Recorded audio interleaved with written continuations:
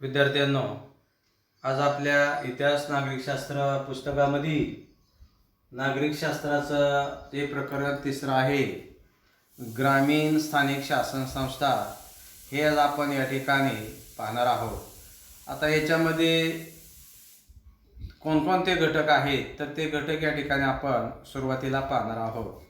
याच्यामध्ये आपल्याला ग्रामपंचायत आहे, पंचायत समिती आहे, जिल्हा परिषद आहे.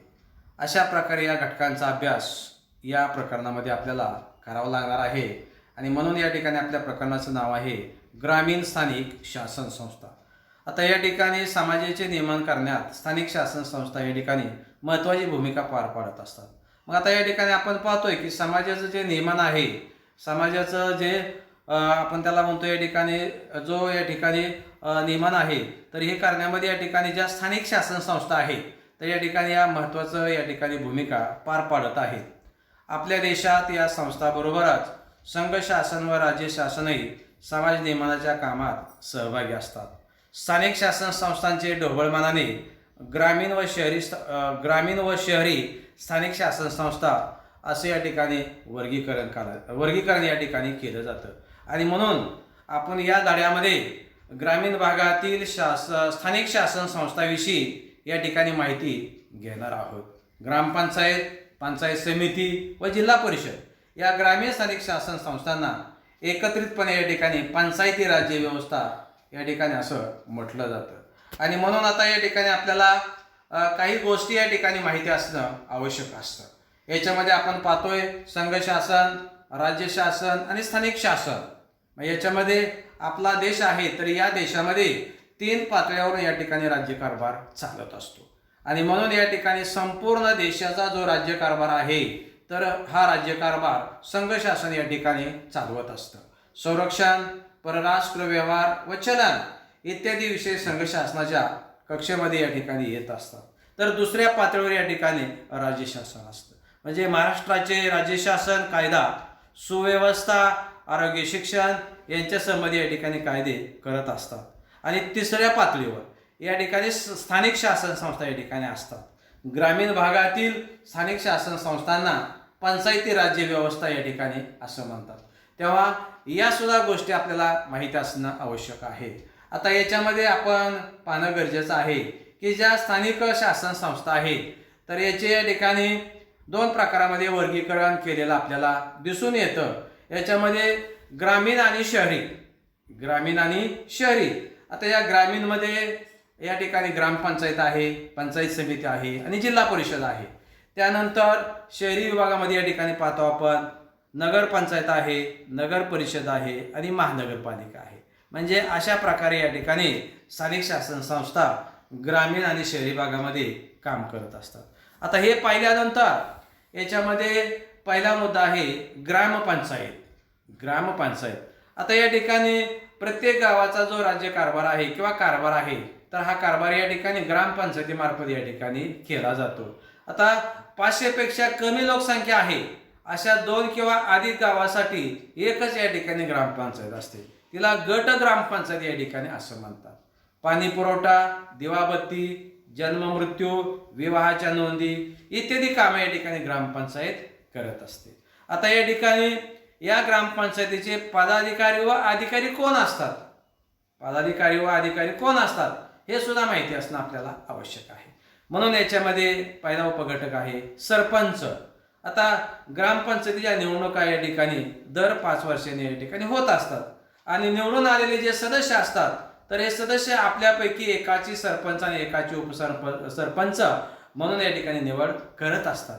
ग्रामपंचायतीच्या सभा सरपंचाच्या अध्यक्षतेखाली होत असतात.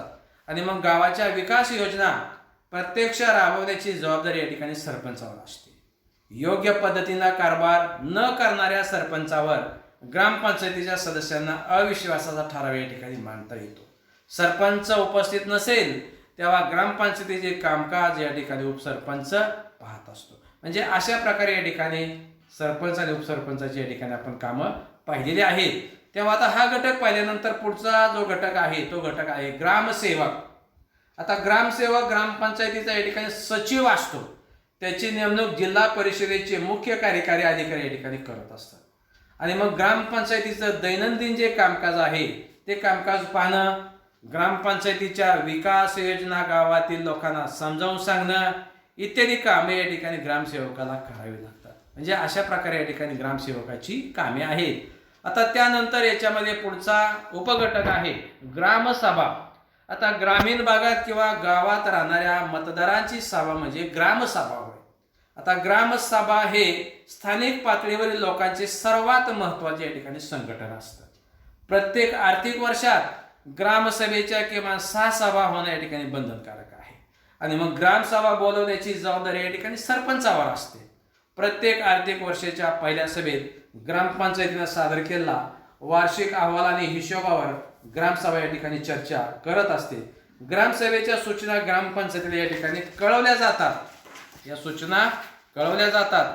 ग्रामपंचायतीच्या विकास योजनांना ग्रामसभा या ठिकाणी मान्यता देत असते. शासनाच्या योजनांचा लाभ घेण्यास कोणत्या व्यक्ती पात्र आहेत ते ठरवण्याचा अधिकार या ग्रामसभेला दिलेला असतो. आता हा उपघटक पाहिल्यानंतर पुढचा या ठिकाणी उपघटक आहे ग्रामसभेत महिलांचा सहभाग. आता ग्रामसभेच्या बैठकीपूर्वी गावातील या ठिकाणची महिलांची सभा या ठिकाणी होत असते. तिथं महिला अधिक मोकळेपणाने वेगवेगळ्या प्रश्नांची चर्चा या ठिकाणी करत असतात. पिण्याचं पाणी असेल, दारूबंदी असेल, रोजगार असेल, इंधन, आरोग्य असेल इत्यादी विषयाबाबत महिला ग्रामसभेमध्ये अधिक या ठिकाणी असतेना बोलत असतात आणि आवश्यक ते बदल घडण्यासाठी उपाय या ठिकाणी सुचवत असतात. म्हणजे अशा प्रकारे हा जो पहिला घटक या ठिकाणी पाहिलेला आहे ग्रामपंचायत या ठिकाणी संपलेला आहे. आता ग्रामपंचायत झाल्यानंतर या ठिकाणी आपल्याला पुढचा या ठिकाणी घटक पाहणं गरजेचं आहे. तो घटक आहे पंचायत समिती. आता एका तालुक्यातील सर्व गावांचा एकत्रित असा विकास गट असतो. विकास गटाचा कारभार पाहणारी संस्था म्हणजे पंचायत समिती होय. आणि मग ग्रामपंचायत व जिल्हा परिषद यांना जोडणारा दुवा ही पंचायत समिती या ठिकाणी असते. आता या ठिकाणी पुढचा जो घटक आहे पंचायत समितीचे पदाधिकारी. पंचायत समितीचे पदाधिकारी. आता पंचायत समितीच्या निवडणुका दर 5 वर्षांनी या ठिकाणी होत असतात. निवडून आलेले प्रतिनिधी आपल्यापैकी एकाचे सभापती आणि एकाचे उपसभापती म्हणून या ठिकाणी निवड करत असतात. पंचायत समितीच्या सभा बोलवणं आणि सभांचं कामकाज चालवणं ही जबाबदारी या ठिकाणी सभापतीची या ठिकाणी असते आणि म्हणून सभापतीच्या अनुपस्थितीत उपसभापती या ठिकाणी काम करत असतो. आता या ठिकाणी आपण पंचायत समितीचे पदाधिकारी या ठिकाणी पाहिले. त्याच्यानंतर या ठिकाणी पंचायत समितीची या ठिकाणी कामं या ठिकाणी पाहणार आहोत. आता या ठिकाणी पंचायत समितीची जी कामं आहेत ते कामं या ठिकाणी आपल्याला दिलेली आहेत. आता या ठिकाणी विकास गटात कोणती कामं केली पाहिजेत त्या योजनांचा आराखडा या ठिकाणी पंचायत समिती तयार करत असते. प्रत्येक महिन्यात पंचायत समितीची किमान एक तरी सभा या ठिकाणी होणं आवश्यक असते आणि म्हणून पंचायत समितीला जिल्हा निधीतून काही रक्कम या ठिकाणी मिळत असते. विकास गटात करायच्या विकासाच्या योजना या ठिकाणी पंचायत समितीला राज्य शासनाकडून या ठिकाणी अनुदान मिळतं. म्हणजे अशा प्रकारे या ठिकाणी हा दुसरा घटक आहे पंचायत समिती. आता या ठिकाणी आपण आता ग्रामपंचायतीमध्ये या ठिकाणी आपल्याला उत्पादनाची जी काही साधनं आहेत तर ही साधनं या ठिकाणी आपण पाहणार आहोत. गावाच्या विकासासाठी ग्रामपंचायत अनेक योजना व उपक्रम या ठिकाणी राबवत असते. त्यासाठी ग्रामपंचायतीजवळ पैसा असणे या ठिकाणी आवश्यक आहे आणि विविध करांची आकारणी करून या ठिकाणी ग्रामपंचायत पैसा या ठिकाणी उभा करत असते. म्हणजे अशा प्रकारे या ठिकाणी ग्रामपंचायतीची उत्पन्नाची साधनं आहेत. त्याच्यानंतर आपण पाहिलं पंचायत समिती पाहिली, पंचायत समितीचे पदाधिकारी पाहिले, पंचायत समिती या ठिकाणी कामं पाहिली आणि तिसरा जो पुढचा या ठिकाणी घटक आहे तो आहे या ठिकाणी जिल्हा परिषद. आता या ठिकाणी प्रत्येक जिल्ह्यासाठी एक जिल्हा परिषद या ठिकाणी असते आणि मग महाराष्ट्रामध्ये सध्या या ठिकाणी 36 जिल्हे आहेत परंतु जिल्हा परिषदा मात्र 34 आहेत. कारण मुंबई शहर जिल्हा व मुंबई उपनगर जिल्हा हे ग्रामीण लोकवस्तीचे भाग नाहीत म्हणून त्यांच्यासाठी जिल्हा परिषदा नाहीत. आता जिल्हा परिषदेचे पदाधिकारी या ठिकाणी कोण असतात? जिल्हा परिषदेच्या निवडणुका दर 5 वर्षांनी या ठिकाणी होत असतात. निवडून आलेले जे प्रतिनिधी आहेत तर ते आपल्यापैकी एकाचे अध्यक्ष आणि एकाचे उपाध्यक्ष म्हणून या ठिकाणी निवड करत असतात. जिल्हा परिषदेच्या सभांचं अध्यक्षपद जिल्हा परिषद अध्यक्षाकडे असतं. सभांचं कामकाज त्यांच्या नियंत्रणाखाली चालत असतं. जिल्हा परिषदेच्या आर्थिक व्यवहारावर अध्यक्षाच्या या ठिकाणी नियंत्रण असतं. जिल्हा परिषदेच्या निधीतून योग्य तो खर्च करण्याचा अधिकार जिल्हा परिषदेच्या अध्यक्षाला दिलेला असतो आणि मग अध्यक्षाच्या गैरहजेरीत ही सर्व कामे या ठिकाणी उपाध्यक्ष पार पाडत असतो. आता त्याच्यानंतर या ठिकाणी पुढचा मुद्दा आहे मुख्य कार्यकारी अधिकारी. जिल्हा परिषदेनं घेतलेल्या निर्णयाची प्रत्यक्ष अंमलबजावणी जिल्हा परिषदेचा मुख्य कार्यकारी अधिकारी करत असतो आणि त्याची नेमणूक या ठिकाणी राज्य शासन करत असतं. आता अशा प्रकारे या ठिकाणी आपण ही जिल्हा परिषद या ठिकाणी पाहिलेली आहे. आता या ठिकाणी जिल्हा परिषदेचं या ठिकाणी आपण मुख्य कार्यकारी अधिकारी पाहिल्यानंतर या ठिकाणी जिल्हा परिषदेची कामं आपल्याला दिलेली आहेत. त्याच्यामध्ये शिक्षणविषयक सुविधा आहेत, आरोग्यविषयक सुविधा आहेत, पाणी पुरवठा आहे, बी बियाणांचा पुरवठा आहे, दिवाबत्तीची सोय आहे, गावाच्या परिसरात या ठिकाणी झाडं लावणं आहे. अशा प्रकारे या ठिकाणी ही कामं या ठिकाणी आपल्याला सांगितलेली आहेत. तेव्हा या ठिकाणी आपण पाहिलं की स्थानिक शासन संस्था, ग्रामीण, याच्यामध्ये ग्रामपंचायत, पंचायत समिती, जिल्हा परिषद. आता त्यानंतर या ठिकाणी आपण पाहतोय की ग्रामपंचायतमध्ये या ठिकाणी किमान 7 सदस्य, कमाल 17 सदस्य संख्या आहे. त्यानंतर पंचायत समिती किमान 15, कमाल 45. जिल्हा परिषद किमान 50, कमाल 75. त्यानंतर पदाधिकारी आहेत, ग्रामपंचायत सरपंच, उपसरपंच. त्यानंतर पंचायत समितीमध्ये आहेत सभापती, उपसभापती. जिल्हा परिषदमध्ये आहेत अध्यक्ष आणि उपाध्यक्ष.